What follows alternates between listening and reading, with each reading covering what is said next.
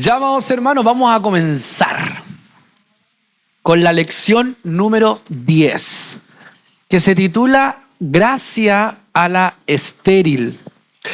Y, amados hermanos, ya estamos terminando el capítulo 4. Nos quedan solo 2 capítulos, 5 y 6, ¿ya? Así que estamos ya entrando a tierra derecha con respecto al estudio de los Gálatas. ¿Ya? Estoy bien, gracias. Sí. Quiero partir con algunas imágenes, ¿ya? Este estudio. Siempre procuro partirla. Bueno, ahí estaba esperando que alguien me preguntara porque alguien me pasó medio desapercibido. El José me dice, oye, ¿y el estudio dónde está? No lo logré imprimir. Lo tengo. Si quieren se los puedo mandar físicamente. O la Cami, no sé si la Cami me puede ayudar porque me quedé sin hojas, tamaño carta. Así que lo vamos a imprimir con Camila y el domingo la misma Camilita se va a hacer cargo de entregarle a todos los hermanos que asistieron el estudio, ¿ya? Bueno, quisiera partir con estas imágenes. Miren. Bueno, voy a apagar un poquito la luz para que vean. Son imágenes actuales, ya, de Gaza, ya, del hospital de Gaza, ya, y del sector probablemente que es como la zona cero que se describe en Gaza, que es como la zona que ha sido más averiada por el conflicto, ya. Aquí les tengo otra imagen. Ya, esta es una mezquita que los judíos bombardearon. Y bueno, vemos cómo los ciudadanos, ¿cierto?, de Gaza están ahí recogiendo escombros y todo el tema. Algunas imágenes que ya están compitiendo, ¿cierto?, en festivales mundiales con respecto a las mejores fotografías del año, etcétera. Ahí tenemos una mujer, ¿cierto?, apuntando. Miren cómo está el desastre, súper complejo, el panorama. En una de las ciudades más pobladas de Israel, ya, bueno, que está en la frontera, ¿cierto? Pero cerca de 2.900.000 es la población estimada de Gaza, ¿ya? El centro político, el centro comercial también del límite entre los países, ¿cierto? Pero es un punto estratégico. Imágenes que nos conmueven, ¿cierto? La de los niños también sufriendo y muriendo también, muchos de ellos por causa de este conflicto, inocentes que están, ¿cierto?, muriendo. ¿Cierto? Son imágenes. Y que les presento estas imágenes, amado hermano, básicamente porque el estudio de hoy nos va a dar luz para entender este conflicto, ¿ya? Si bien este conflicto es un conflicto que tiene su auge en el siglo XX, ya a principios del siglo XX con el Imperio Otomano y hay un montón de cosas que están también involucrados entre la Primera y Segunda Guerra Mundial. Después el conflicto se agudizó mucho más cuando ya el Estado de Israel se instaura, ¿cierto?, en la década de 1940. Tenemos que reconocer que el conflicto lo vemos que nace en las Escrituras, ¿cierto? Y nace justamente desde el hecho que vamos a hoy día a estudiar, que es el conflicto entre los ismaelitas con los isaaquitas, no sé si le podría llamar así, pero de ahí resurge este conflicto. Y Pablo ocupa esta ilustración de Ismael con Isaac para revelar cómo debe ser el comportamiento hoy de la iglesia, ¿ya? Pero las consecuencias de ese hecho, de ese condoro de Abraham, lo vemos aquí, ya en parte de este conflicto. Este estudio del día de hoy también nos va a dar mucha luz para entender lo sangriento que es este conflicto, porque de los años que llevan estos pueblos bombardeándose, porque es una guerra más que política, más que territorial, es una guerra ideológica, es una guerra religiosa. La Escritura mismo nos da luz, ¿cierto?, en un versículo en particular que nos muestra y nos revela por qué se está provocando esta guerra, que está hacia el final del capítulo 4. Se lo dejo como tarea para que por puntos alguien me diga, en este versículo se revela este conflicto, ¿ya? No este conflicto en particular, sino que el conflicto que por años ha acompañado a Israel, ¿ya? Así que vamos a dar lectura al texto de Gálatas capítulo 4 y vamos a leer desde el verso 21 hasta el verso 30. No sé si el pastor me puede ayudar nuevamente con la lectura, yo voy a encender la luz. Entonces vamos a la escritura, a Gálatas capítulo 4, del verso 21 es al 31, no es al 30, ¿ya? No lo voy a cortar porque puedo cortar. Demos lectura entonces en el nombre del Señor, y pastor también después nos lleva en una oración por el estudio. Amén. Decidme, los que queréis estar bajo la ley, ¿no habéis oído la ley? Porque está escrito que Abraham tuvo 2 hijos, uno de la esclava, el otro de la libre. Pero el de la esclava nació según la carne, más el de la libre por la promesa, lo cual es una alegoría, pues estas mujeres son los 2 pactos. El uno proviene del monte Sinaí, el cual da hijos para esclavitud. Este es Agar, porque Agar es el monte Sinaí en Arabia y corresponde a la Jerusalén actual, pues ésta, junto con sus hijos, está en esclavitud. Mas la Jerusalén de arriba, la cual es madre de todos nosotros, es libre. Porque está escrito, regocíjate, oh estéril, tú que no das a luz, prorrumpe en júbilo y clama, tú que no tienes dolores de parto, porque más son los hijos de la desolada que de la que tiene marido. Así que, hermanos, nosotros, como Isaac, somos hijos de la promesa. Pero como entonces el que había nacido según la carne perseguía al que había nacido según el Espíritu, así también ahora. Mas, ¿qué dice la Escritura? Echa fuera a la esclava y a su hijo, porque no heredará el hijo de la esclava con el hijo de la libre. De manera, hermanos, que no somos hijos de la esclava, sino de la libre. Amén. Oremos al Señor. Palabra de Dios. Padre, este tiempo es un tiempo de gloria, de bendición, especialmente para quienes, Señor, estamos bajo tu cobertura de amor. Señor, podemos tener en nuestro corazón y en nuestra alma este sentimiento de libertad, porque tú nos has hecho libre. Como tú bien lo dijiste, Señor, si el Hijo os libertare, seréis verdaderamente libres. Y estamos viviendo ahora en esa libertad y te damos gloria, Padre, porque podemos entender de esta forma la Escritura. Señor, abre ahora nuestro entendimiento, sella en nuestros corazones estas verdades, de manera, Señor, que podamos de una u otra manera entender los tiempos que vivimos. Y de esta forma, Señor, tener claridad, no solo para dar razón a los que quieren tener razón. Te damos gloria y gracia, Padre, por el tiempo que podemos estar juntos y poder disfrutar de tu gracia y de tu bendición. Háblanos, Señor, en este día. En el nombre de Jesús te lo agradecemos. Amén y amén. Gracias, Señor. Le damos gracias al Señor. Amén. ¿Hay alguien en este lugar que se atreva a decirme el versículo que justifica el hecho que está ocurriendo en Israel? 25, ¿qué más? 29 o 30, un versículo, solamente un versículo. 30, ¿qué más? 29, ya. ¿Alguien más?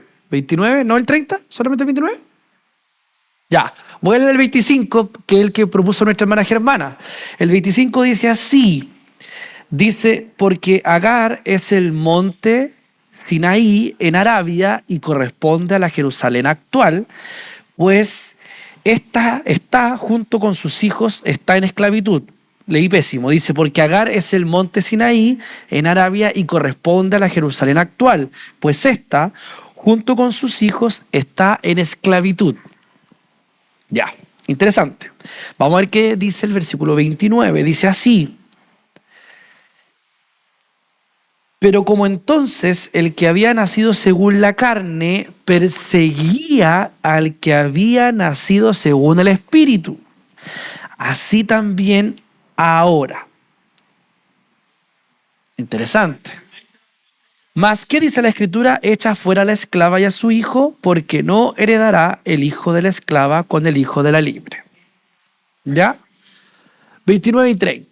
¿Ya? Probablemente lo más literal que estamos viendo en el texto, y que es lo que nos revela el conflicto, es lo que hace Dios y lo que provoca Dios en el propósito, ¿cierto?, de la relación entre los hermanos.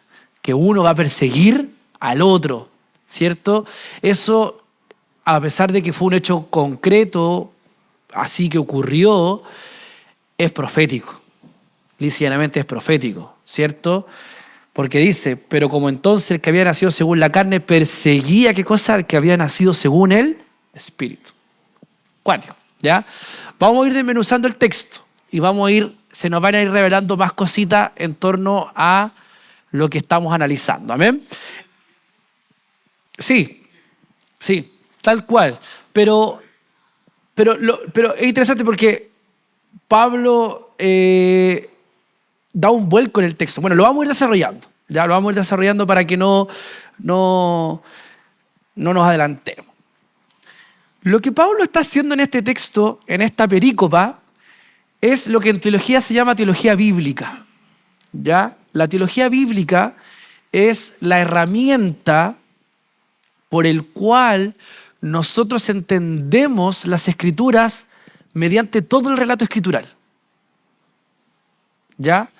Cuando yo quiero predicar de Corintios y para desarrollar la idea, por ejemplo, del amor o de Juan, y yo empiezo a extraer textos del Antiguo Testamento que me dan luz a lo que estoy hablando del Nuevo Testamento, yo estoy aplicando una herramienta que se llama teología bíblica, ¿ya? Porque no me estoy solamente concentrando en el texto en particular, sino que estoy ampliando mi mirada y estoy, ¿cierto?, entendiendo que toda la Escritura me está dando una información, me está dando un mensaje. Eso es lo que hace Pablo. Pablo, cuando saca esta historia de la esclava, de Agar, de Ismael, de Isaac, nos lleva al Antiguo Testamento. Y después sigue desarrollando la teología bíblica porque cita un texto de Isaías. Entonces, es fantástico lo que Pablo hace para desarrollar su argumento. Recordemos el contexto en el que Pablo está. Pablo está literalmente en un tribunal. Está en un tribunal donde los acusados son los judaizantes, los misioneros que han llegado a Galacia para decir, si alguno quiere vivir el evangelio, tiene que hacerse judío. Ese es el contexto de todos estos pasajes que hemos estado estudiando y hemos estado analizando. Entonces, Pablo, ahora con Agar, con Ismael, con Isaac y con Abraham, nuevamente llama a testigos para avalar sus argumentos. Entonces el verso 21 dice así: decidme, ven que hay una especie como de declaración, como de que está él en un tribunal. Decidme, los que queréis estar bajo la ley, dice el verso 21, ¿no habéis oído la ley? Qué interesante, la expresión oír la ley tiene que ver mucho con la tradición judía. La tradición judía se basaba en un compartir la ley hablándola, compartiéndola, entregándola. Los padres le enseñaban la ley a los hijos hablándola, más que leyéndola. ¿Ya? La tradición oral es fundamental en la exposición o en la entrega de la ley. Por eso es que Pablo ocupa la expresión y dice, ¿no habéis oído la ley? Y el verso 22 dice, porque está escrito que Abraham tuvo 2 hijos, uno de la esclava, el otro de la libre. Entonces, Como hemos visto antes, Pablo no quiere decir aquí, ¿ya? Y hay que ser enfático en esta idea, no está hablando de que no hay que obedecer la ley, ¿ya? Esto de estar bajo la ley tiene que ver con cómo la ley nos posiciona ante Dios, ¿ya? La ley no es el medio para agradar a Dios ni para llegar a Dios.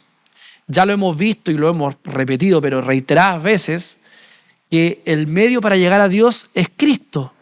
Es la gracia, ¿cierto?, derramada a través de su Hijo Jesucristo sobre nosotros. Entonces, cuando Pablo dice, decidme, los que queréis estar bajo la ley, no habéis oído la ley, lo que Pablo está queriendo decir es que la ley ya no tiene que ser el medio para. No es que Pablo esté diciendo, ya no hay que obedecer la ley. Eso es súper importante aclararlo porque podría confundirnos. O sea, ya, entonces no es bajo la ley, no hay que cumplir la ley, sino que ahora todo es gracia. Así que vamos a pecar, hagamos lo que queramos, compartamos con quien queramos. No, amados hermanos, la ley sigue estando vigente para nosotros. Por eso que Cristo tampoco no es que haya venido a abolir la ley. Él la vino a cumplir, pero Él nos vino a trazar un nuevo camino para cumplirla, mediante Él. Por eso que el Señor dice, mi yugo es fácil y ligera mi carga. Si alguno quiere vivir el camino de la ley, va a llevar un yugo pesado, que es el del legalismo, que es el de la frustración, que es el de no cumplir expectativas. Pero ¿qué dice el Señor? Mi yugo es fácil. Entonces el Señor dice, vengan a cumplir la ley, pero a través de mí. Fantástico, fantástico lo que el Señor nos propone. Por lo tanto, amados hermanos, podemos diferenciar que hay 4 clases de personas en el mundo. La primera clase de personas son las personas que obedecen la ley y dependen de la ley.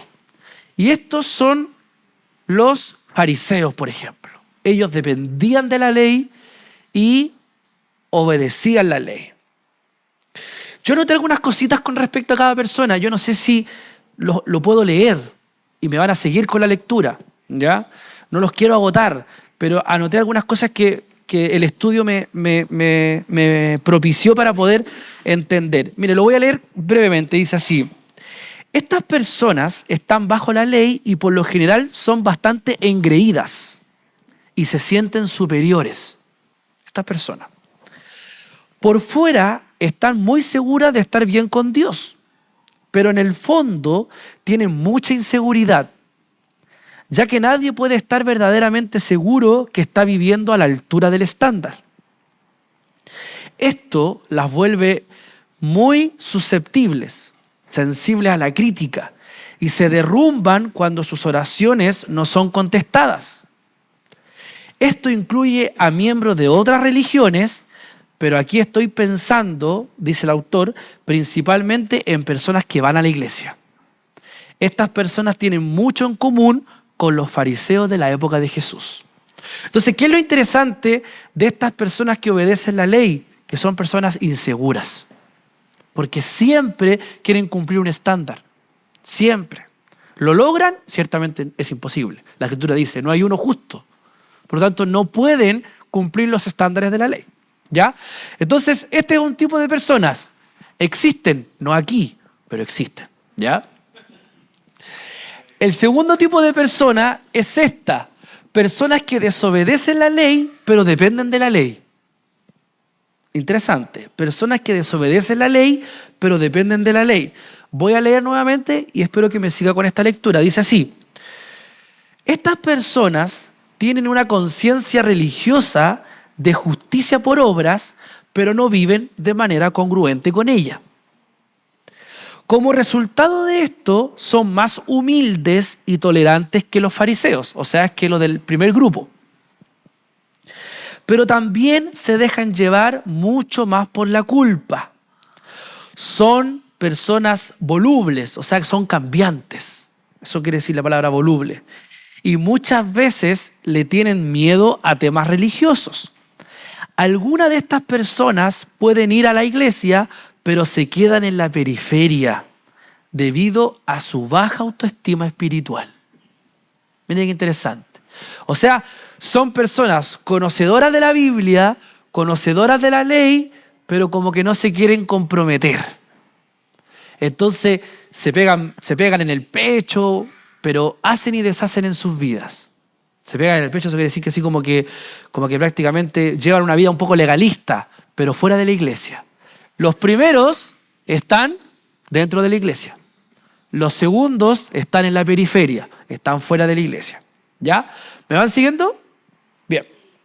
¿Dónde está usted? Esa es la idea, que usted después diga, parece que soy más del 2, o soy del 3, o soy del 4. Si ese es el objetivo. Por eso que lo estoy leyendo, porque usted en la lectura se tiene que ir tomando una radiografía. ¿Ya?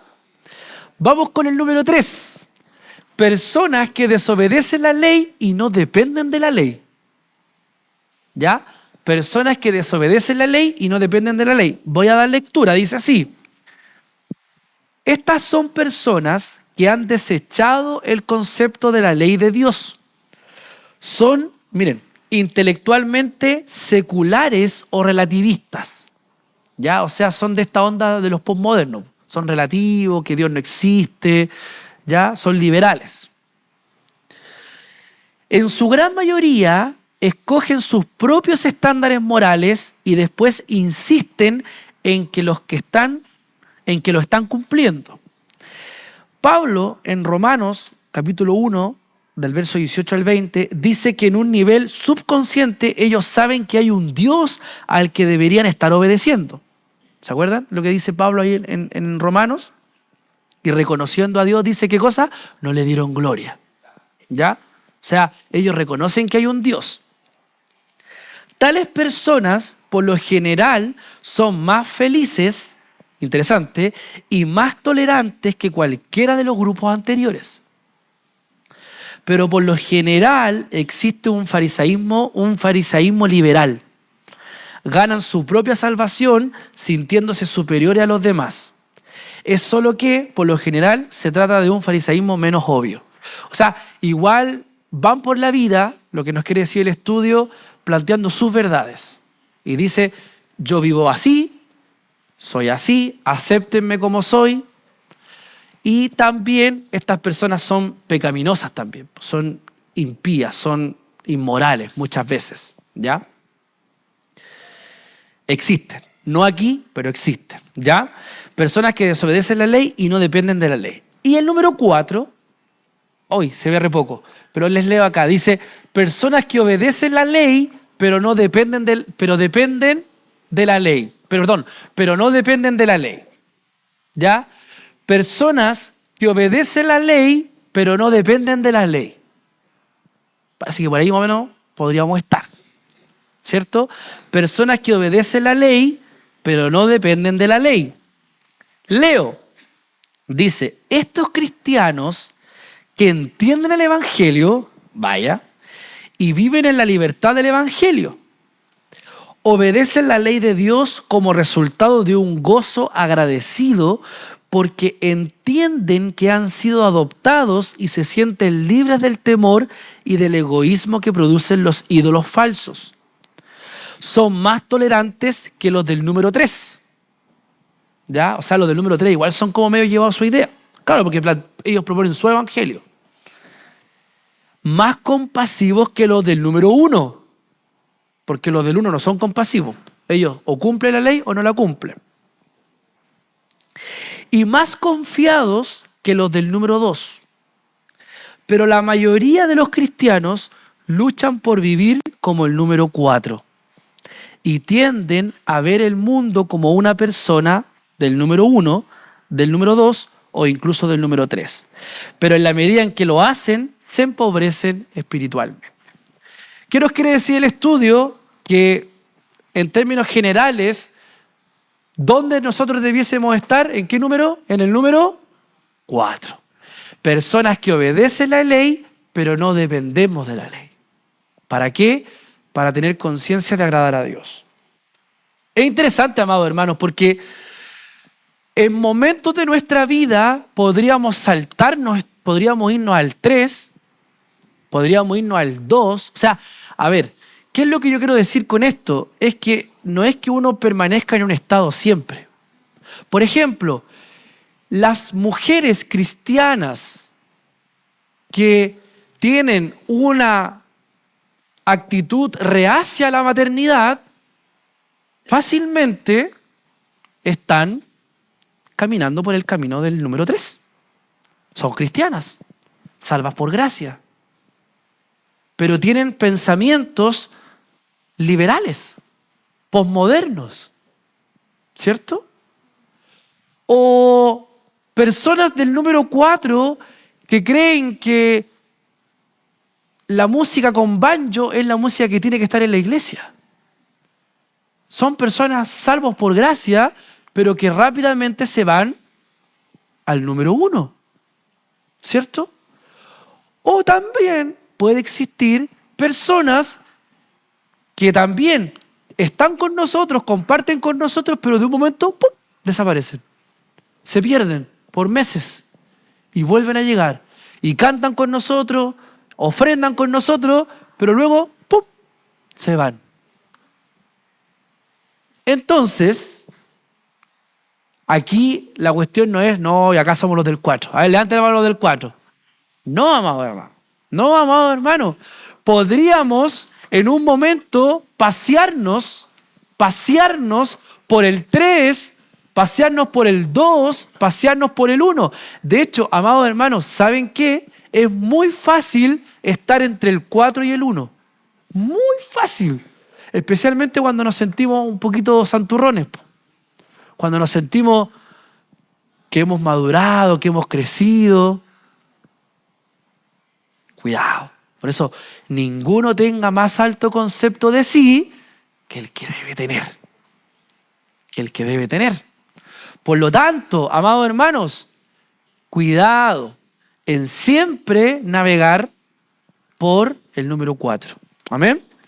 Entonces no es así como ya, somos del 4, listo, nos quedamos aquí. No, podemos de un modo u otro ir escalando y llegar, ¿cierto?, al número 1 o ponernos relativistas y transitar por el número. Hay muchos cristianos que tienen muchos pensamientos posmodernos. No quieren tener hijos o quieren emprenderse o quieren... y se están saliendo del plano escritural. Claro. O sea, siempre recuerden que la escritura es nuestra regla de fe y conducta. Y tenemos que guiarnos por las escrituras. Cuando empezamos a guiarnos más por los principios del mundo, entonces nos volvemos rápidamente el número 3. Personas que desobedecen la ley y no dependen de la ley. ¿Porque de qué dependemos? No, es que no quiero tener más hijos porque no tengo más dinero, no tengo más recursos. Entonces, ¿cuál va a ser? ¿De quién estamos dependiendo? Del dinero, po. ¿Cierto? O no vamos a hacer esto porque... O sea, pensamientos posmodernos relativistas. Que el Señor nos ayude. Amén. Que el Señor nos ayude. Continuemos. 10.2. Bajo la ley, escuchen la ley. Es el llamado de Pablo. Oigan la ley. La pregunta del versículo 21 está diseñada para mostrarles a los que confían en la ley que su posición se disminuye. ¿Ya? O sea, se creen bacanes, pero no lo son. Eso es lo que Pablo está queriendo decir. Por lo tanto, ¿qué es lo que dice Pablo? Ustedes realmente no son hijos de Abraham a menos que obedezcan toda la ley de Moisés. Porque eso es lo que dicen los judaizantes. Todo el que quiere ser evangélico tiene que ser judaizante, hijo de Abraham. Esa es la premisa de los judaizantes. Pero ¿qué es lo que dice Pablo? Los que están bajo la ley, escuchen la ley. O sea, entiendan la ley. ¿Están al nivel de la ley? Ese es el punto. Eso es lo que Pablo está diciendo. Es como que da vuelta a los judaizantes y los pone frente al espejo. Los pone frente al espejo. Cuando dice así, oíste la ley, es véanse al espejo. Porque es básicamente decir, a ver, la ley, ¿estoy a la altura de ella? No. No. Es cuático las palabras de Pablo. Por lo tanto, amados hermanos, hay dos maneras de relacionarse con Abraham. Una manera correcta y una manera incorrecta. vamos a ver la manera incorrecta. El punto principal de los falsos maestros era esta.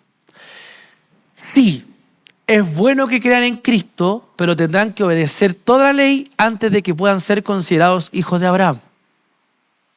Eso es lo que planteaban los judaizantes. Sin embargo, Pablo nos propone lo siguiente. En el momento en que ustedes creyeron en Cristo, se convirtieron en los hijos de Abraham, los herederos de todas las promesas de Dios. Pero los que piensan que tienen que obedecer toda la ley no son hijos de Abraham. Eso es lo que en términos prácticos está, ¿cierto?, planteándonos Pablo. Ahora bien, amados hermanos, ¿por qué Pablo saca el ejemplo de Agar, de la esclava? Porque cuando nos referimos a la ley, inmediatamente nos referimos a los hechos acontecidos en el contexto del Antiguo Testamento.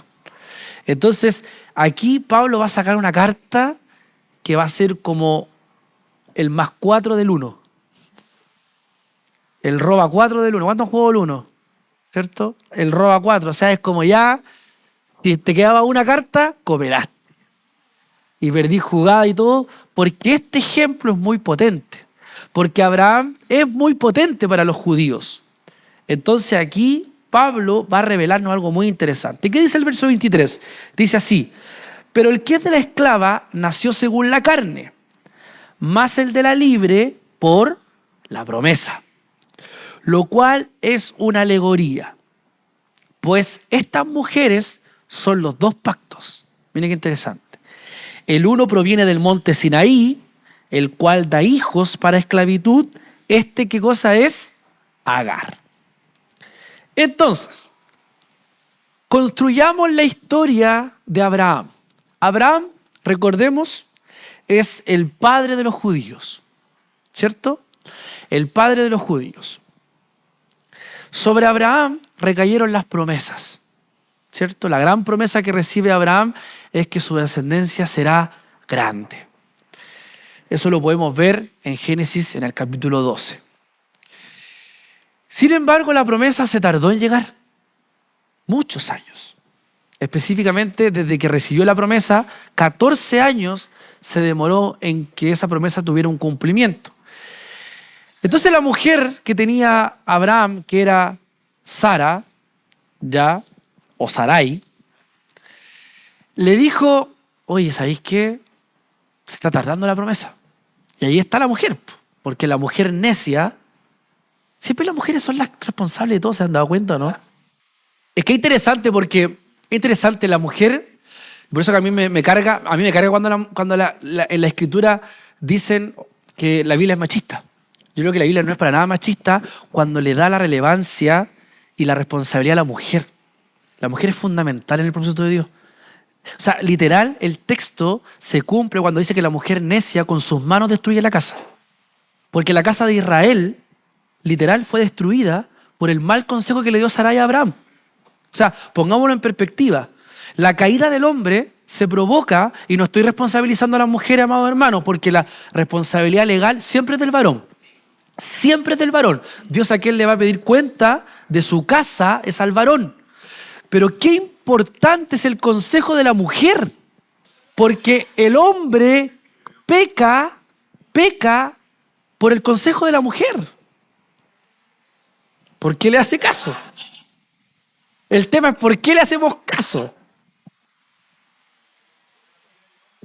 Es que por eso, cuando el hombre está en cualquier parte, cuando el hombre está divagando en el espacio sideral, va a escuchar a la mujer cualquier cosa que le diga. Y la mujer tiene que estar cubierta bajo el varón. La mujer tiene que estar cubierta bajo el varón, porque si la mujer no se cubre del varón, divaga también en su mente. Entonces va a las redes sociales y se llena de ideas, porque la mujer siempre está buscando alternativas. La mujer siempre está viendo oportunidades, porque el Señor le dio un don a ustedes, mujeres, para siempre ir más allá. Por eso que la mujer sabia, que está conforme al propósito de Dios, siempre va a llevar al varón a más. La mujer sabia lleva al varón a más. La mujer necia lleva a toda destrucción. Mujeres, ustedes tienen un don impresionante. Ahora, ¿qué pasa con el varón? Que cuando el varón se descubre, se queda dormido en el culto, se queda dormido en el estudio bíblico, no viene al estudio bíblico, entonces se hace más permeable a la voz de la mujer y pierde el sentido de la voz de Dios. Entonces, ¿qué hizo Abraham? Lo pilló volando bajo en un momento mal espiritualmente y Sarai le dice, oye, se está tardando la promesa. En el contexto judaico, en el contexto antiguo, los hombres podían tener relaciones con las esclavas. En el contexto. Sin embargo, para Dios eso siempre fue pecado.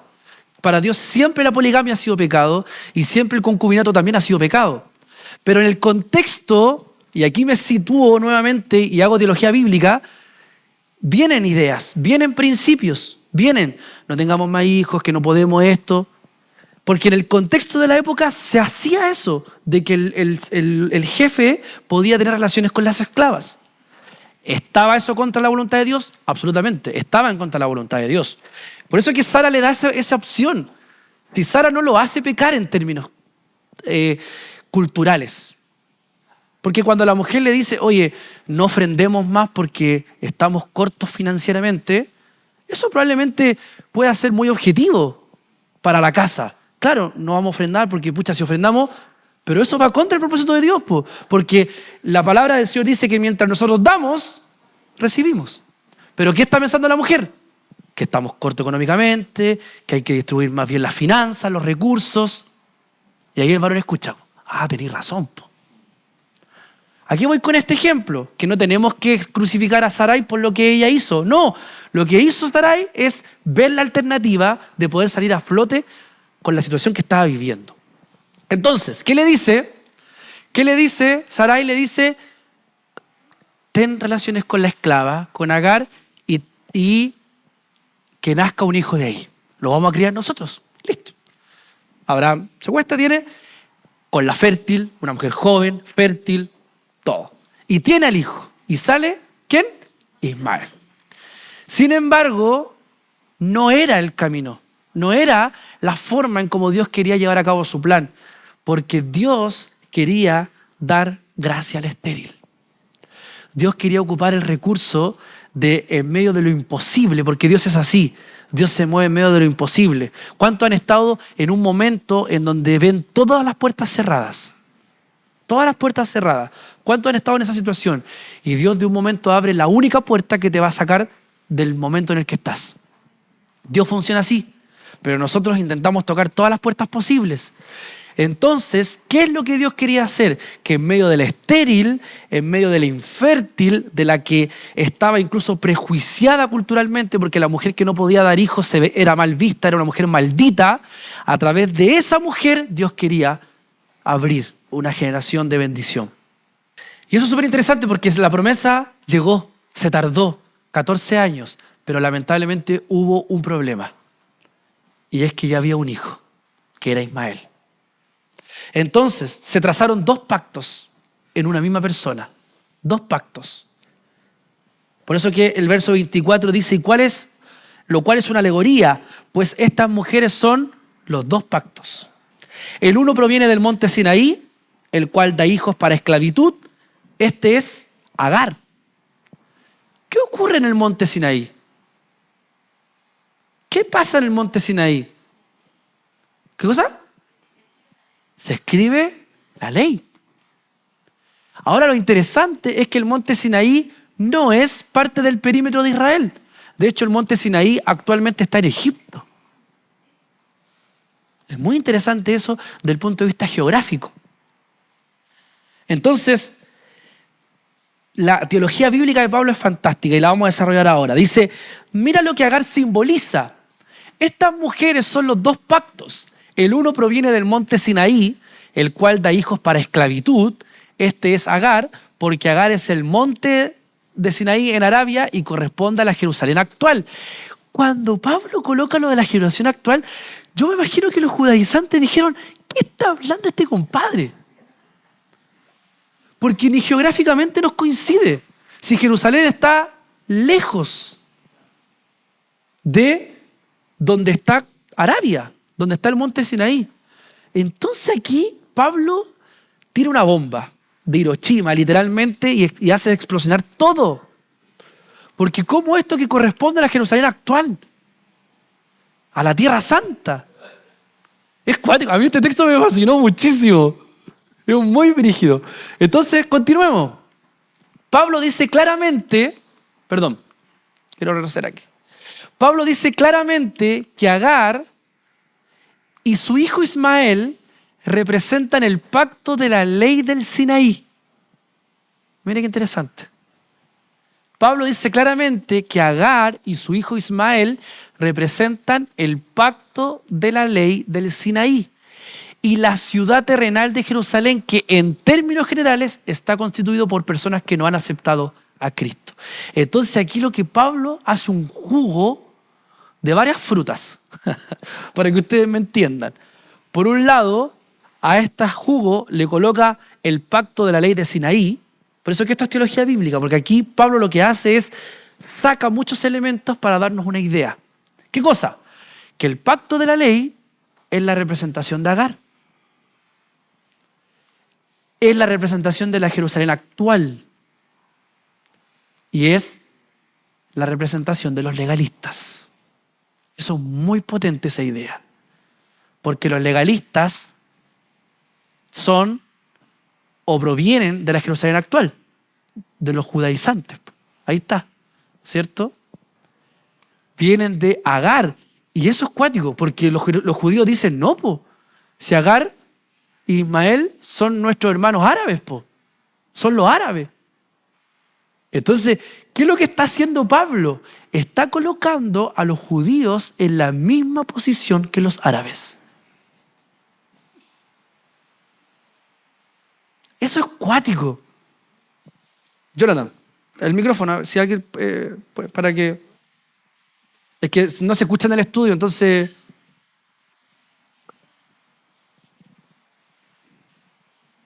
Ahí sí. Como pregunta en realidad, a eso se refiere cuando estás hablando anteriormente de que el hijo de la esclava genera hijos en esclavitud, en el fondo, porque de acuerdo a lo que tú estás comentando, no estamos hablando sobre la descendencia sanguínea, sino que estamos hablando sobre la descendencia teológica, de que por el hecho de estar apresados en la ley, sí, se han vuelto esclavos a la misma ley. Exactamente. Esa es la teología de Pablo. Okay. Esa es la teología de Pablo. Por eso que Pablo mezcla estos elementos. Los hijos de la esclava son esclavos de la ley. Eso es lo que Pablo está haciendo. Ese es el ejercicio que hay que hacer teológicamente, ¿ya? Y por la palabra. Porque el verso 25 dice así: porque Agar es el monte Sinaí en Arabia, corresponde a la Jerusalén actual. ¿De dónde proviene toda la ley? De los que quieren hacer cumplir la ley. ¿De dónde? De Jerusalén, po. Los judaizantes vienen, ¿cierto?, de Jerusalén. Pues esta, junto con sus hijos, está en esclavitud. Mas la Jerusalén de arriba, la cual es madre de todos, es libre. ¿Quiénes son entonces la Jerusalén de arriba? O la Jerusalén, en este caso, que va descendiendo. ¿Quiénes son?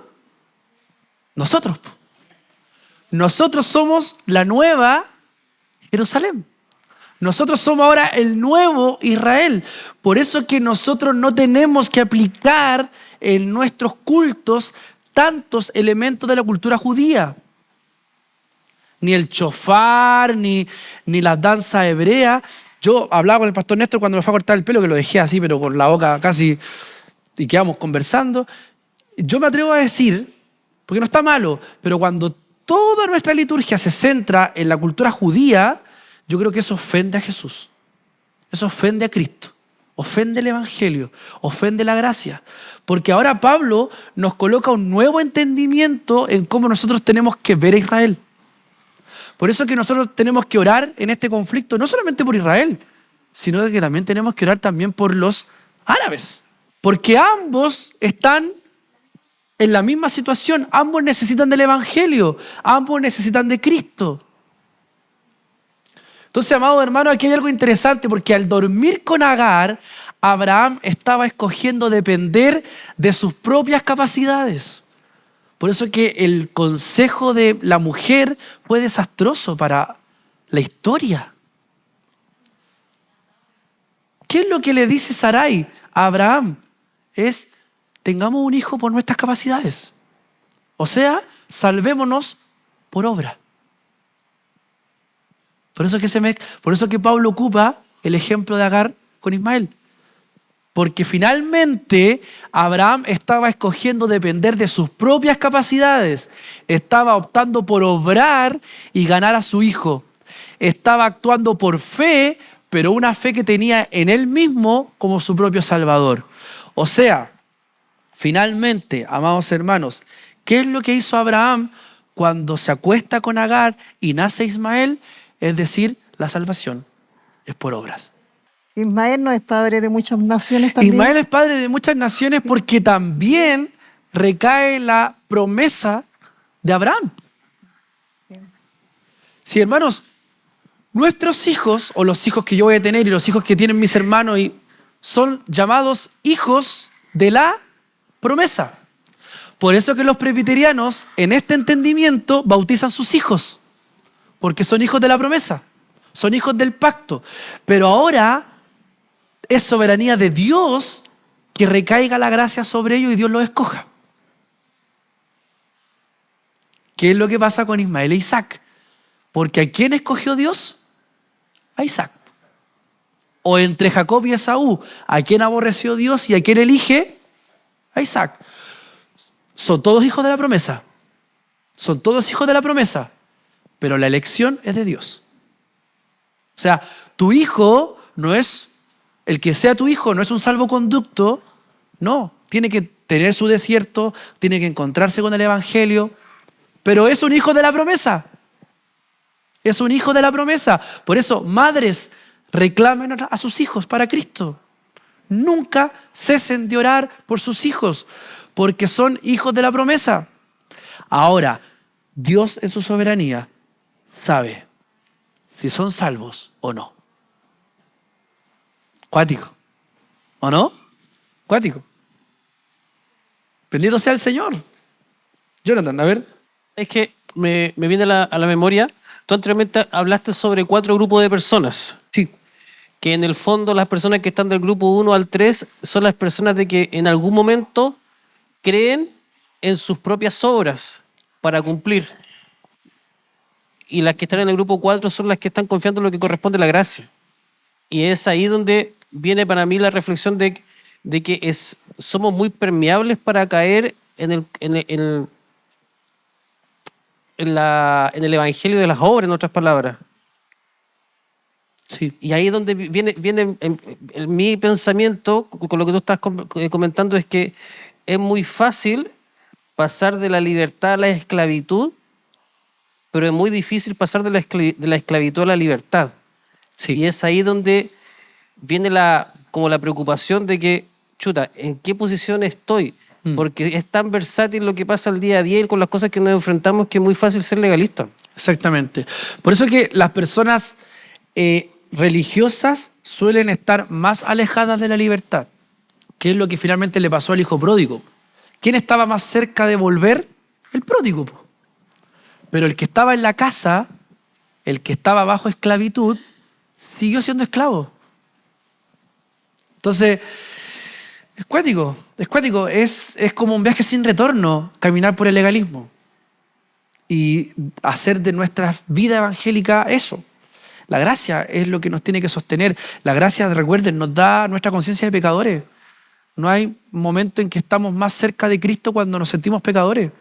Es que y eso es sola gracia. Disculpa, es complejo un poquito porque dentro del curso también, o sea, dentro del estudio también hemos visto el hecho de que la ley como tal es esclavitud, pero la ley como tal también nos permite tener libertad. Y eso ¿Cómo es complejo. ¿Cómo la ley nos permite tener libertad? Porque la ley, cuando no tenemos entendimiento, la ley nos esclaviza.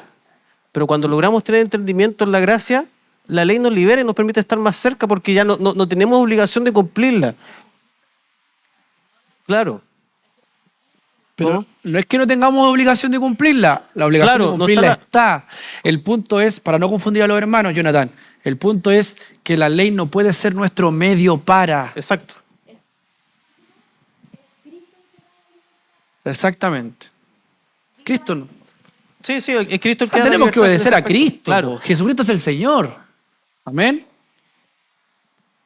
Lo que pasa es que cuando entendemos de que es Cristo el que da la libertad, yo ya no estoy bajo la ley en el sentido de sentir la culpa y de entender que no cumplo los estándares que pide la ley. Y ahí viene el temor, ahí viene la inseguridad, ahí viene la culpa, viene el no saber si somos hijos realmente de Dios, porque todo el tiempo estamos equivocándonos, todo el tiempo estamos pecando. Sí. Entonces, al entender que la salvación es por gracia, es a través de Cristo, eso nos libera. Exactamente. Y nosotros ahora tenemos que asumir o que Dios nos dé el entendimiento de que si cumplimos la ley, no es por nosotros, es a través de Cristo, Amén. el que nos ayuda a cumplir la ley.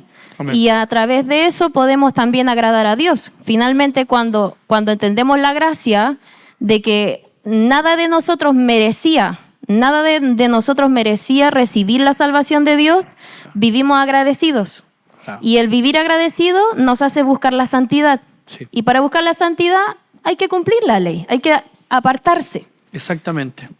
Sí. Ahí, eso es como la... Muchas veces, amados hermanos, la ley nos permite, y que tiene que ver un poco con lo que Pablo dice en su ejemplo, la ley, el cumplimiento de la ley nos brinda identidad. ¿Por qué? Porque, y la gente así nos conoce, los cristianos son los que no fuman, los que no toman, porque en cierta manera cumplimos esas normas, ¿cierto? Eso nos brinda identidad.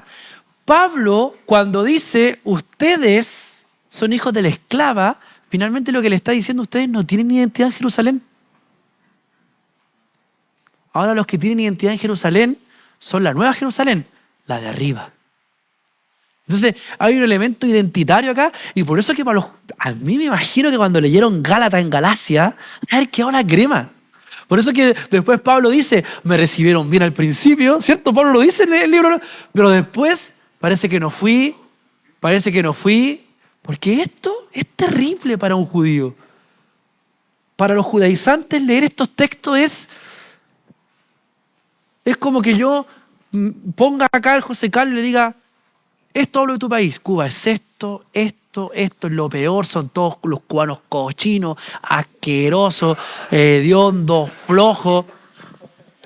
De un modo u otro, amados hermanos, aunque nuestro hermano ahora se sienta chileno y diga el cipo, de un modo u otro le va a afectar a él, porque estamos hablando de su nación. O como que habláramos de nuestros hermanos venezolanos, ¿cierto? Puede ser, ¿cierto? O de los chilenos. El tema es identitario, amados hermanos. Por eso que Pablo lo que está haciendo es romper esa estructura. Ahora, por causa del Evangelio, sí hay que hacerlo. Porque recordemos, lo que estaba en peligro aquí es el Evangelio. O sea, si Pablo no hubiese escrito esta carta, probablemente hoy toda la iglesia hubiese sido una iglesia legalista. Pero Gálatas nos dio luz con respecto al entendimiento del Evangelio. ¿Ya? Entonces, es cuático lo que estamos planteando. Avancemos. El Evangelio consiste en que no intentemos alcanzar una justicia que nuestras habilidades puedan desarrollar. Más bien, hemos de recibir una justicia provista mediante actos sobrenaturales de Dios en la historia. Y es obvio. Dios ha actuado a través de milagros. Un nacimiento milagroso, ¿cierto? El de Cristo, que nació de una virgen, ¿cierto?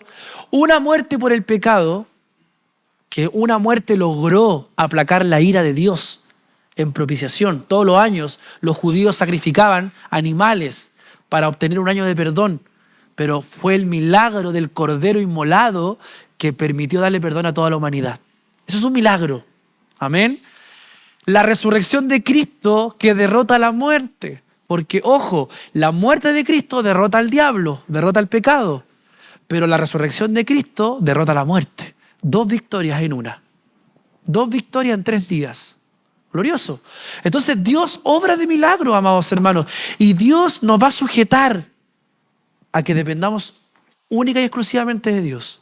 En la escasez, en los momentos tal vez difíciles, en los momentos de dudas, en los cuestionamientos, Dios los provoca.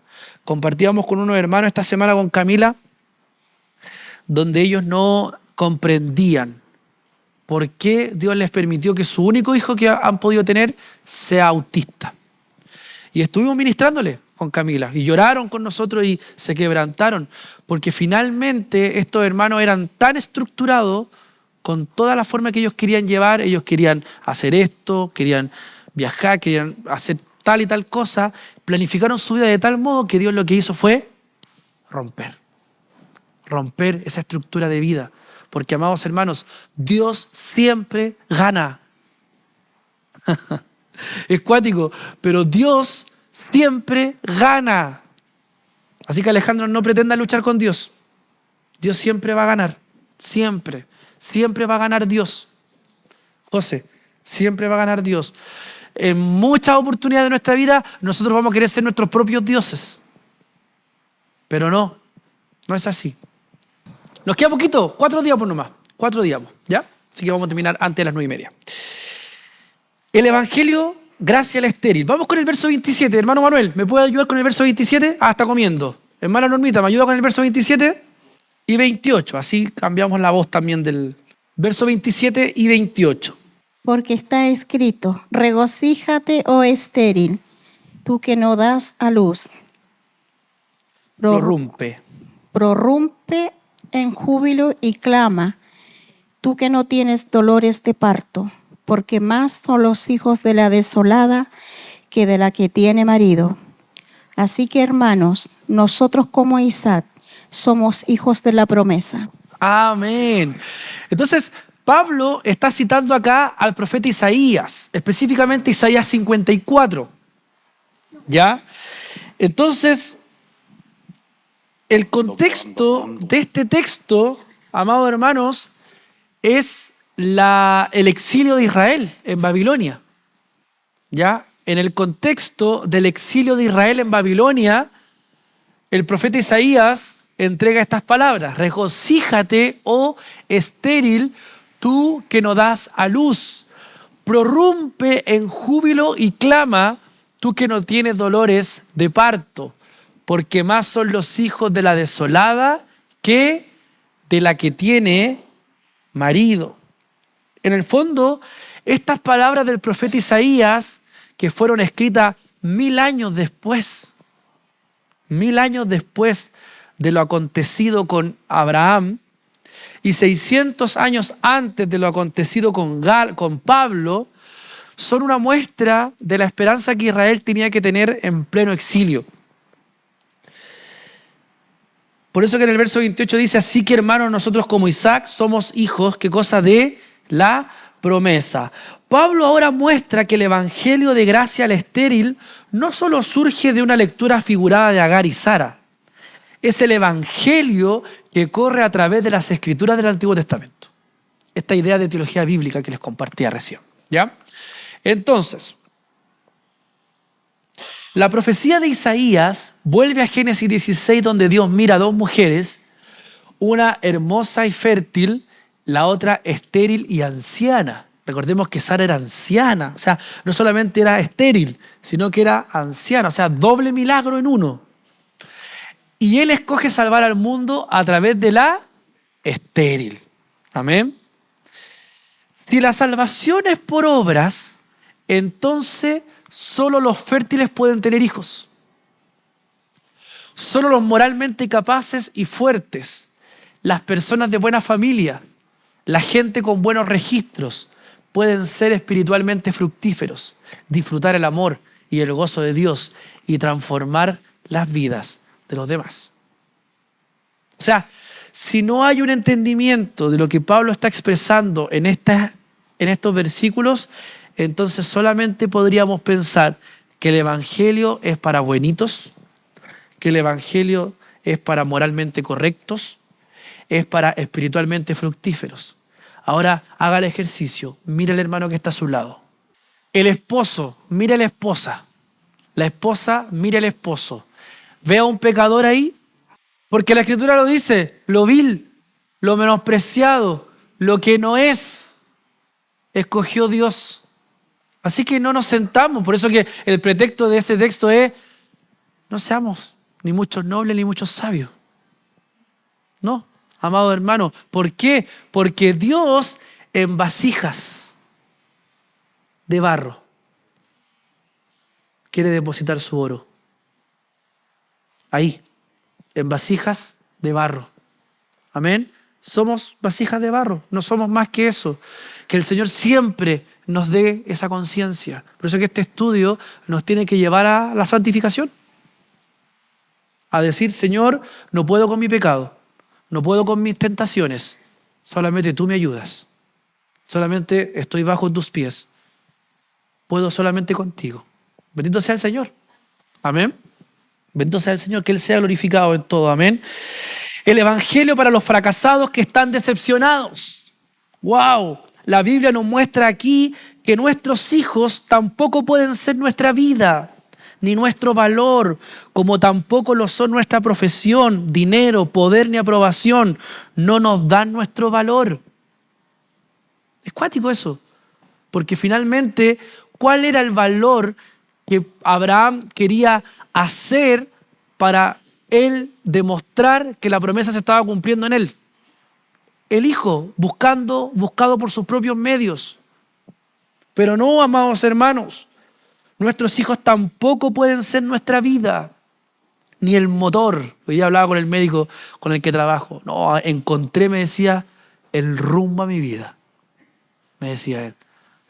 Un cardiólogo de 40 años, gana cualquier plata, tiene como 6 departamentos, vivía, llegaba a la casa, dormía. Esa es su vida. Pero la ha sufrido mi compadre porque dejó embarazada a una proveedora que nos provee el insumo. Duraron 6 meses y se separaron. Y ahora Felipe, que es mi compañero de trabajo, no puede ver a su hija porque la galla más encima es media loca. Entonces dice que se quiere matar, que va a matar a la hija. Así que mi amigo está en una depresión tremenda. Y hoy día me decía, viejo, lo único que pienso es mi hija, dice. Le encontré el rumbo a mi vida. Le dije, loco, no es todo. No es todo. Busca a Dios. Y le dije, antes de venirme, voy a estar orando por ti este fin de semana. Porque cae en estado depresivo porque como quiere ver a la niña, dice, loco, me enamoré de mi hija, tiene 1 mes la niña. Un mes, guaguita. Y están separados porque la cabra salió media loca. Es tremendo. Y así tal vez nuestros compañeros también están en las mismas necesidades que la que tiene mi compañero. Pero no, amados hermanos, tenemos el Evangelio. Bendito sea el Señor. El Evangelio enfatiza que las personas que más tienen se darán cuenta que sus falsas estrategias de autoestima se derrumban. ¿Qué es lo que está viviendo mi amigo? Si es cuático. Si compadre, no quisiéramos todos de aquí tener la vida que él tiene. Nada, no me falta nada. Nos invitó a comer hace poco a todo el equipo, 600 lucas se echó en el restaurante. Yo pago. ¡Pum! ¿Quién hace eso? Nadie. Pero, amados hermanos, el Evangelio enfatiza que las personas que más tienen se darán cuenta que sus falsas estrategias de autoestima se derrumban y los estériles, ahí estamos nosotros, plata, no tenemos ni plata, ¿cierto? Nada, justos nomás, ¿cierto? Los estériles, los pobres, los cuacheros, los marginados, pueden, bendito sea el Señor, ser más fructíferos, ricos y poderosos que todos los demás. Pueden llevar mucho fruto si comienzan a vivir las implicaciones del Evangelio y servir a los demás. Qué lindo el estudio. Qué lindo, qué bonito, qué esperanzador. ¿Alguno llegó bajoneado hoy día? Hermano, promesas del Señor están sobre usted. Es por esto que todos, desde los más religiosos hasta los más irreligiosos, necesitan el Evangelio de la gracia. Las personas religiosas están rechazando a Jesús como el Salvador porque todas sus obras religiosas son esfuerzos para merecer el favor de Dios. Y en eso se desgastan. En eso se desgastan, en agradar a Dios por sus propias obras. Amén. El Señor nos ayude a no caer en eso. 29, 30 y 31 dice así: pero como entonces el que había nacido según la carne perseguía al que había nacido según el Espíritu, así también ahora, mas, ¿qué dice la Escritura? Echa fuera la esclava y su hijo, porque no heredará el hijo de la esclava con el hijo de la libre. De manera, hermanos, que no somos hijos de la esclava, sino de la libre. Es muy cuático esto, porque finalmente aquí, cuando uno mira esta película, o si uno analiza, uno siempre cuando ve las teleseries ve los malos y los buenos. En esta historia, más aún, Sara, que promovió a su esposo para que cometiera un condoro, y ahora la misma mujer le dice, échala. ¿Quién es la Quintrala? No. Pero en el texto, ya no nos pongamos con la cuestión de género. Pero ¿quién es la Quintrala? Sara.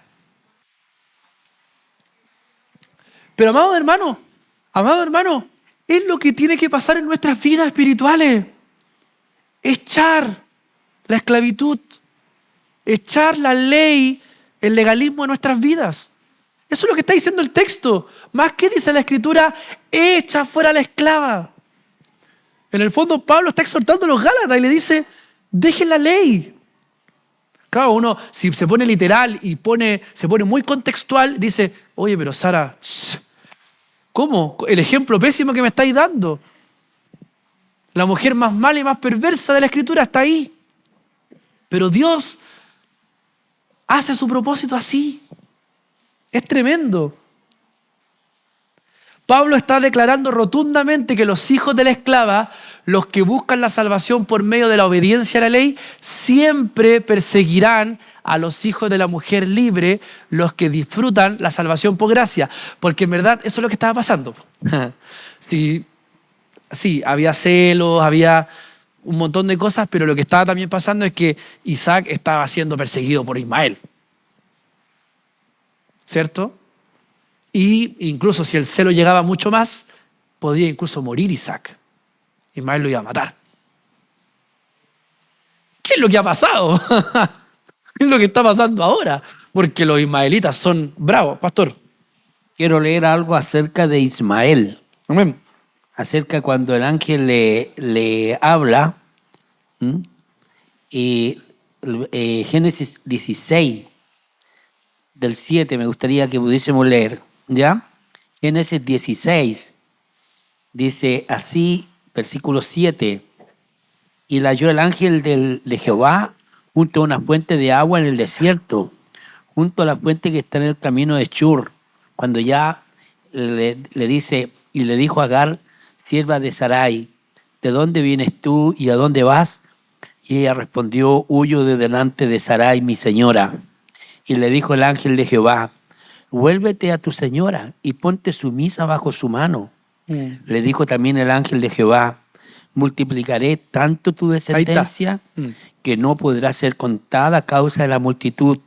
Además le dijo el ángel de Jehová, he aquí que has concebido y darás a luz un hijo y llamarás su nombre Ismael, porque Jehová ha oído tu aflicción y él será hombre fiero, su mano será contra todos y la mano de todos contra él, y delante de todos sus hermanos habitará. ¡Wow! Gracias, pastor, por el texto que nos da mucho más luz. El texto que el pastor acaba de leer nos da mucho más luz porque lo que hizo jamás fue cuático. De hecho, los estrategas políticos y los estrategas de guerra dicen que en lo que hizo este grupo de cierto árabe fue un golpe bajo para Israel. Fue un golpe bajísimo. Los pilló desprevenidos. Y de hecho, el mundo está asombrado por qué Israel quedó tan desprevenido de este ataque. Por eso que Israel, loco, está haciendo pedazo. Sí, imagínense que contrataron unos comandos para que debajo de la tierra mataran a todos los gallos que encontraban debajo de la tierra. Sí, claro. No, si acá están muriendo moros y cristianos. Sí, es un hecho. Ahora, amados hermanos, es lo que estamos viendo. Por eso es que la Escritura es fantástica, nos revela tanto de lo que hoy podemos entender de la humanidad. ¿Por qué pasa esto? ¿Por qué pasa esto, amados hermanos? Y miren, ahora tenemos que analizarlo más en perspectiva. Porque el Evangelio amenaza más a las personas religiosas que a las personas no religiosas. Las personas religiosas son muy susceptibles y están nerviosas respecto a su condición ante Dios. Lo voy a poner en perspectiva. ¿Quiénes fueron los que destruyeron las Torres Gemelas? ¿Unos drogadictos marihuaneros? No, unos fanáticos religiosos. ¿Quiénes han sido los responsables de los grandes atentados en el mundo? Fanáticos religiosos. Porque, amados hermanos, el Evangelio amenaza más a las personas religiosas que a las personas no religiosas. ¿Saben por qué la iglesia ha ido para atrás en los últimos 50 años? Porque se ha llenado de religiosos. Y la gente ya no quiere ir a la iglesia. La gente ya no quiere a los evangélicos porque nos llenamos de religiosos. Entonces, el Evangelio amenaza más a las personas religiosas que a las personas no religiosas. Las personas religiosas son muy susceptibles y están nerviosas respecto a su condición ante Dios. Su inseguridad las hace hostiles al Evangelio, que insiste en que sus mejores hechos son inútiles ante Dios. Quiero solamente comentar algo al margen. Los judíos han vivido desde el exilio babilónico lo que se llama la diáspora judía. ¿Lo ha escuchado usted? La diáspora judía. La diáspora judía, la palabra diáspora viene del griego, que significa dispersión, disperso, dispersión, viene de la misma raíz. Y los judíos, Dios, por causa de, no sé, de la soberanía, del pecado de su pueblo, de haberle fallado a su pueblo, Dios como que en cierta manera sentenció a que los judíos estuvieran dispersos. Ustedes saben que en Estados Unidos o en Israel hay 300.000 personas más que en Estados Unidos de judíos. De hecho, hay más judíos afuera que en el mismo Israel. Exactamente. De hecho, Nueva York es una de las ciudades que tiene más judíos en Estados Unidos. Por eso es que se destruyeron las Torres Gemelas. Si ustedes creen que fue porque fue Estados Unidos, yo, mientras analizaba este texto, el Señor me daba luz al respecto. Los judíos están sobrepoblados en Nueva York. Sobrepoblados. Nosotros veíamos judíos en todos lados cuando estuvimos allá. Ahora, amados hermanos, yo acá me la juego con algo y que voy a comentarlo. Yo creo que el gran error que cometió Israel fue haber hecho un Estado. Porque en el fondo, lo que yo analizaba cuando miraba este texto es Dios permitió la dispersión de Israel. Y en el fondo, los judíos dispersos son una señal también de la gracia derramada sobre el pueblo, sobre todo el mundo. Es cuático. Entonces yo miraba en perspectiva y decía, ¿por qué Dios ha permitido a la diáspora judía? Primero, con los babilónicos. Segundo, con el Imperio Romano. Tercero, con el Imperio Otomano. Cuarto, con los nazis. Y ahora está habiendo un gran éxodo de judíos. Los judíos están dejando Israel porque ya no es una ciudad, no es un país seguro. Entonces, yo analizaba y decía en perspectiva, claro, esta cuestión de los judíos dispersos en el mundo es como un poco, es como el evangelio dispersándose en el mundo. Yo lo miraba así, me estoy carrileando, probablemente no sea así, pero algo hay en la voluntad de Dios en esta idea de la dispersión judía. Porque finalmente, amados hermanos, como dice el texto, siempre van a ser perseguidos. Siempre. ¿Qué dice el 29? Pero como entonces el que había nacido según la carne perseguía al que había nacido según el Espíritu. Y por eso es que se habla de la gran batalla de Armagedón, que es una gran guerra que se va a hacer contra Israel. Estamos uniendo algunas cosas. Vamos con la última diapositiva, hermano. El Señor Jesús, ¿qué le pasó al Señor? Fue perseguido, fue rechazado de la forma más amarga posible por los líderes religiosos. ¿Quién mató Roma a Jesús? No, los propios judíos mataron al Señor. los propios fariseos. Caifás, el sumo sacerdote, estuvo ahí liderando todo el complot para matar al Señor. Porque, amados hermanos, vamos a ser perseguidos por causa del Evangelio. Vamos a ser perseguidos. No espere tanta paz. Viene persecución para la iglesia, porque así lo escribió el Señor a través de las Escrituras. En Galacia la persecución no era física, pero era igual de peligrosa, porque era una persecución religiosa. Era la enseñanza de los maestros que confiaban en la ley dentro de la iglesia, debilitando, ¿qué cosa? La libertad del Evangelio. Perseguidos. ¿Ven cómo hemos mezclado todo el texto? Este es un jugo de todo lo que Pablo ha escrito en estos 10 versículos. Y quiero terminar con esta última cita de John Stott. Dice así: la persecución de la iglesia verdadera no siempre viene por parte del mundo, que son desconocidos, sino por parte de nuestros medios hermanos, la gente religiosa, la iglesia de nombre. La iglesia de nombre, interesante. Los mayores enemigos de la fe evangélica hoy en día no son los incrédulos, sino la iglesia, la institución, la jerarquía. Ismael siempre se burla y persigue a Isaac. O sea, en otras palabras, estamos autodestruyéndonos. Tal cual. Porque los religiosos siempre van a perseguir a los que vivan el evangelio de la gracia. Por eso que hay tanto éxodo en la iglesia. Por eso que no me siento cómodo acá, me voy a otra iglesia. Y eso está debilitando las instituciones. Que el Señor nos bendiga. Amén. A mí este estudio me dejó así, pero ¡pum!, marcando ocupado. Camila, ¿quiere compartirnos algo? Tiene toda la razón. No, es que antes cuando mencionabas de que siempre vamos a ser perseguidos por causa del Evangelio, venía a mi mente como una reflexión, espero que sea en el Señor, de que uno siempre tiende a creer que la persecución va a venir desde situaciones como que van a hablar a hacer mal del Evangelio o que nos van a echar del trabajo, cosas así, que uno a veces tiende a verlo así. Pero también hay persecución cuando por situaciones externas también nos vemos tentados y que nos puede llevar a pecar. Y que a veces uno lo ve de una forma positiva o de que algo, no, si esto no es tan malo, pero que finalmente nos hacen alejarnos del Señor. Yo aún recuerdo cuando leíste tú, no sé si en una predicación o un estudio, una definición acerca del pecado, porque a veces cuesta explicar a los niños, incluso a un adulto, qué es el pecado. Porque uno, en lugar de decir qué es el pecado, uno da los ejemplos del pecado.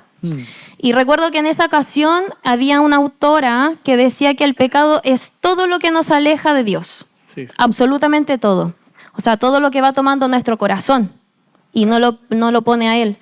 Entonces, eso también puede causar muchas veces persecución, porque nos hace vivir a veces con la culpa, con el temor, a ver si es que estamos estamos agradando al Señor. Entonces, pensaba yo, mientras tú lo mencionabas, en que también el Señor, el Espíritu Santo, nos dé discernimiento y sabiduría en esos momentos donde estamos viviendo ese tipo de persecución, que es cuando nuestros ojos ven algo bueno, pero en realidad ante Dios no es bueno.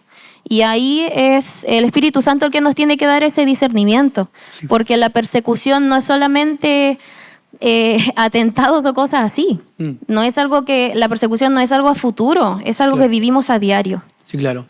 De hecho, lo que tú citaste recién es esta definición de pecado que me encanta también muchísimo y que lo he acuñado y que la encontré y la tengo a mano. Es lo que le dijo Susana Wesley a John Wesley. ¿Saben quién es John Wesley o no? ¿Alguien sabe quién es John Wesley? ¿Quién? ¿Un predicador? ¿Ya? ¿Alguien más sabe lo que es John Wesley? ¿Historia de la iglesia? ¿Hermanos? ¿No? Debiese saberlo. No era presbiteriano. No. John Wesley es el padre del movimiento metodista wesleyano, no presbiteriano. No es reformado, es del movimiento pentecostal, metodista pentecostal. Sí, tiene su origen con...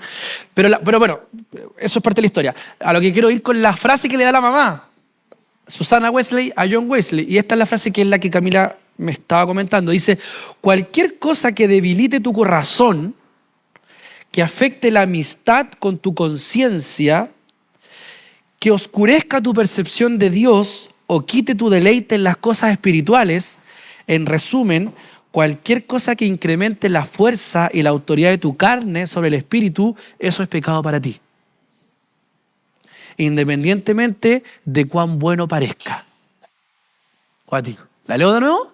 Para que preste atención. Dice, cualquier cosa que debilite tu razón, que afecte la amistad con tu conciencia, ¡wow!, que oscurezca tu percepción de Dios o quite tu deleite en las cosas espirituales.